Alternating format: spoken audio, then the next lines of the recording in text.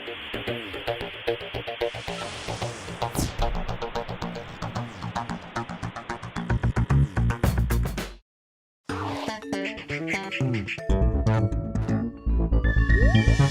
everyone and welcome to The Vortex, where lies and falsehoods are trapped and exposed. I'm Michael Voris. How much does your vote matter in the big picture? Your single, individual, one-time vote?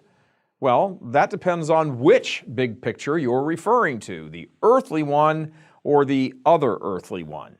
On an earthly level, the actual effect that any one single vote has varies from state to state, depending on whether you're in a battleground state and if you are in a battleground state, if you are in one of those battleground counties.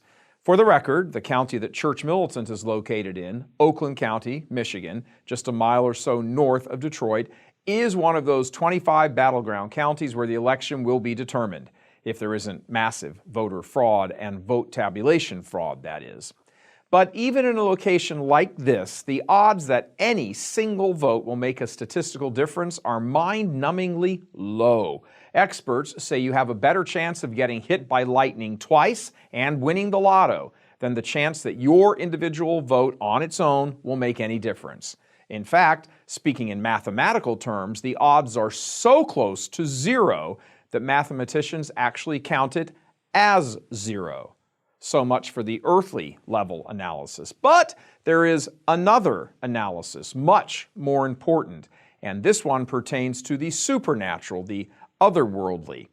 When you step into that booth, your vote becomes super important, supernaturally important, because there is no one there but you and God. And depending on how you vote, your eternal destiny could hang in the balance. If you think that's hyperbole, consider this. When you vote, you bring your entire self, all that you are, to that vote. Your intellect, your will, your intent, your desires for how a country, hundreds of millions of others are going to be impacted if the worldview you support prevails.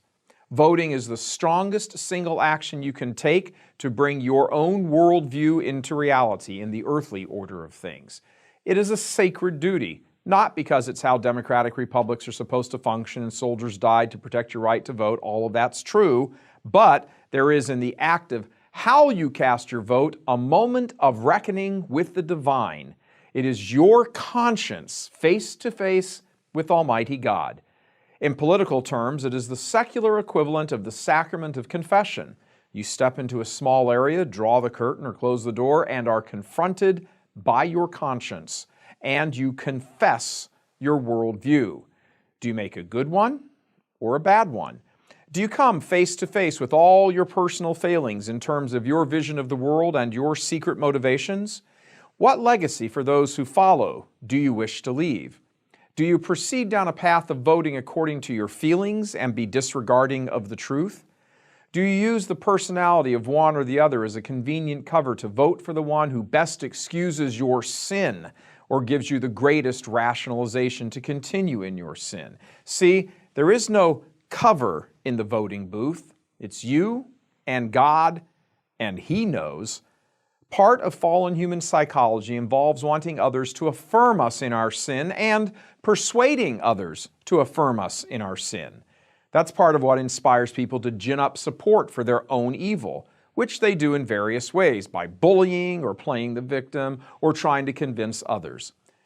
Good people seek first the good of others and try to persuade them to the good for their own good. Evil people seek their own desires and try to inspire others to condone their evil without a concern for the good of those they corrupt. Are you voting for whomever to excuse a past sin or evil you do not wish to confront? Then your vote is a lie, because it is the covering up of a truth. Are you voting for whomever because you are currently in a state of sin or have a guilty conscience over something and do not want to face the truth of it? Then your vote is a lie, because it is a covering up of the truth. And what's worse, you are allowing others to bear the consequences of your sin. Rather than clear your conscience, you are willing to inflict the consequences of your sin on the rest of the nation with no regard for them. All of this, every thought, inkling, desire, motivation, every last bit of you is present in the quiet and solitude of that voting booth. This is why how you vote can be a strong indicator of your eternal destiny, because you bring everything of who you are into that booth, and by voting, you pledge all of yourself, every last fiber of who you are. You commit yourself to a single moment that has everlasting effects. Choose wisely. For the country overall, not much is on the line with your individual vote. For you, eternity could very well be on the line. God love you. I'm Michael Voris.